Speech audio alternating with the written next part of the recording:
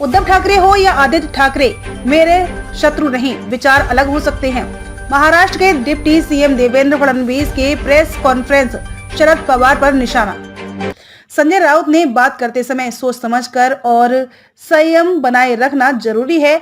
NCP की भावी CA के वनरबाजी को फडणवीस ने दी शुभकामनाएं। कहा किसे पता था उद्धव ठाकरे मुख्यमंत्री बनेंगे, इसीलिए शुभकामनाएं। भोर में हुई शपथ विधि के बारे में धीरे धीरे सब बातें सामने आएंगी, मैं सब सच्चाई बाहर लाऊंगा। वहीं राष्ट्रवादी कांग्रेस पार्टी के प्रमुख शरद पवार ने बुधवार को कहा कि भारतीय जनता पार्टी द्वारा उनके भतीजे और राकांपा नेता अजित पवार के साथ सरकार बनाने की कोशिश का एक फायदा यह हुआ कि इससे 2019 में महाराष्ट्र में राष्ट्रपति शासन समाप्त हो गया। पवार ने पिंपरी चिंचवड़ में एक संवाददाता सम्मेलन को संबोधित करते हुए कहा कि अगर अजीत के साथ सरकार गठन की ये कवायद नहीं हुई होती तो राज्य में राष्ट्रपति शासन जारी रहता। वह उप मुख्यमंत्री देवेंद्र फडणवीस के इस दावे के बारे में पूछे गए एक सवाल का जवाब दे रहे थे कि अजीत पवार के साथ सरकार बनाने के लिए राकांपा प्रमुख शरद पवार का भी समर्थन प्राप्त था। राकांपा प्रमुख ने कहा, सरकार बनाने का प्रयास किया गया था। उस कवायद का एक फायदा यह हुआ कि इससे महाराष्ट्र में राष्ट्रपति शासन हटाने में मदद मिली और उसके बाद जो हुआ वह सभी ने देखा है। अब ऐसे में सुबह वाली सरकार की असली कहानी क्या है वह एक एक कर बाहर आना शुरू हो गई है। मुंबई से आजाद भारत समाचार के लिए नीरज सिंह की रिपोर्ट। असं नाही आहे, मागच्या सगळ्याच पोटनिवडणुकांमध्ये सीएम गेले, डीसीएम गेलेले आहेत आणि आता तुम्ही बघा की शरद पवार साहेबांपासून सगळे नेते त्यांनी उतरवले। याचा अर्थ त्यांना काहीतरी वेगळं दिसत असेल म्हणून त्यांनी उतरवलं ना। यापूर्वीच्या कुठल्या पोटनिवडणुकीत पवार साहेब गेलेले तुम्ही बघितले?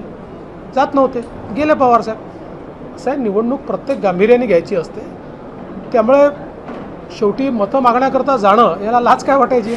चाललोय आम्ही। राष्ट्रवादी भावी मुख्यमंत्री म्हणून एक नाव समोर होतं, जयंत पाटील, त्यानंतर सुप्रिया सुळे राष्ट्रवादीमध्ये ही पद्धत आहे, ते भावी म्हणून त्या ठिकाणी सांगत असतात, भावी पंतप्रधान, भावी मुख्यमंत्री अशा अनेक गोष्टी सांगत असतात। पण माझ्या शुभेच्छा आहेत। बघा असं आहे की मी माझ्या अनुभवातलं शिकलो की काही कधी होऊ शकतं। आता उद्धव ठाकरे मुख्यमंत्री बनतील असं कोणाला वाटलं होतं का? ते बनले। त्याच्यामुळे ज्याला ज्याला जो जो भावी वाटतो त्याला त्याला शुभेच्छा आहेत। तुम्ही कायम सांगत आलात की पार्टीच्या शपथविधीवर मला बोलायचं एक स्वप्न नव्हतं, ते खूप स्वप्न होतं, परंतु वारंवार तीच चर्चा काय महाराष्ट्राच्या राजकारणात होते। चांगलं आहे ना, हळूहळू गोप्यस्फोट होऊन राहिले आहेत आणि मी जे बोललो तेच कसं खरं होतं हे आता हळूहळू तुम्हाला समजतं आहे। पण तुम्हाला अर्धच समजलं आहे, अजून अर्ध्याला वेळ आहे। मला बोलायची गरज नाही। चंद्रशेखर बावनकुळेंनी असं म्हटलंय की भाजप सोबत राष्ट्रवादी यायला तयार होते, मात्र फडणवीस मुख्यमंत्री नको असं शरद पवारांची भूमिका होती। मला असं वाटतं की आता कोर्टात चाललेलं आहे, एनआयएने आपली भूमिका मांडली आहे। या संदर्भात मी अधिक बोलणं आता कोर्टाच्या मॅटरमध्ये एका लिमिटच्या बाहेर बोलू नये। देवेंद्र फडणवीस आमचे मित्र आहेत आणि त्यांच्याशी आमचे चांगले संबंध आहेत, आमच्या घरामध्ये कधी शत्रुत्वाचं वातावरण नव्हतं असं आदित्य ठाकरे यांनी म्हटलं। नाही, हे खरं आहे, हे मी पण वारंवार सांगितलेलं आहे की आम्ही वैचारिक विरोधक आहोत, शत्रू बिलकुल नाही। आणि महाराष्ट्रामध्ये मी असं म्हणेन की एक कल्चर आहे की ज्या कल्चरमध्ये आपण वैचारिक विरोधक असतो। अलीकडच्या काळामध्ये थोडं शत्रुत्व आपल्याला पाहायला मिळतं आहे, पण ते योग्य नाही आहे, ते कधीतरी आपल्याला संपवावं लागेल। आणि म्हणून मी पण मला जेव्हा जेव्हा मुलाखतीत विचारलं त्यावेळी मी हे सांगितलेलं आहे की उद्धवजी असतील किंवा आदित्य असतील हे काही माझे शत्रू नाही आहेत, वैचारिक विरोधक झालो, कारण आता त्यांनी दुसरा विचार पकडला, मी वेगळा विचार पकडला। चला,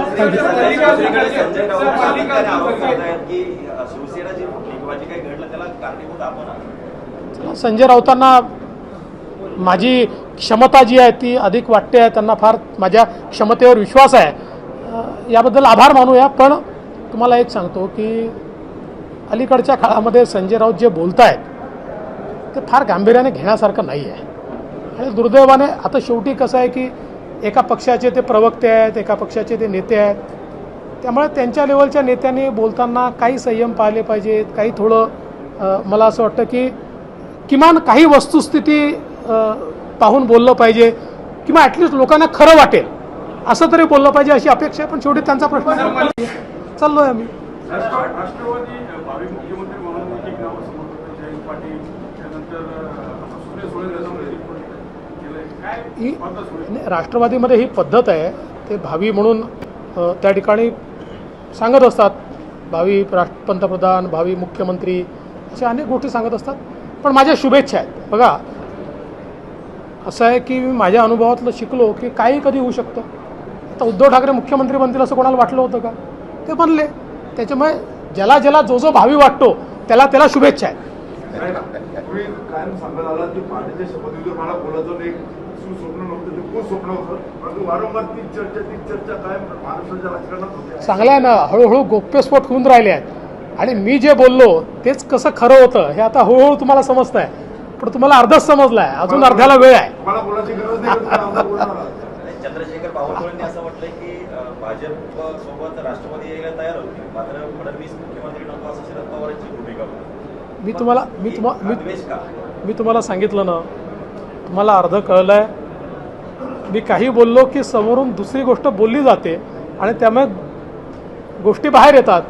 असंच हळूहळू सगळ्या गोष्टी मी बाहेर आणेन. तुम्ही काळजी करू नका, सगळं तुम्हाला कळेल. साहेब, दुसरा एक विकासाचा मुद्दा आहे. नाशिक पुणे जी रेल्वे तुम्ही त्यासाठी प्रयत्न करताय, पण त्याच्यामुळे महारेलनी जी आहे मी तुम्हाला सांगितलं ना, तुम्हाला अर्ध कळलंय. मी काही बोललो की समोरून दुसरी गोष्ट बोलली जाते आणि त्यामुळे गोष्टी बाहेर येतात. असंच हळूहळू सगळ्या गोष्टी मी बाहेर आणेन. तुम्ही काळजी करू नका, सगळं तुम्हाला कळेल. साहेब, दुसरा एक विकासाचा मुद्दा आहे.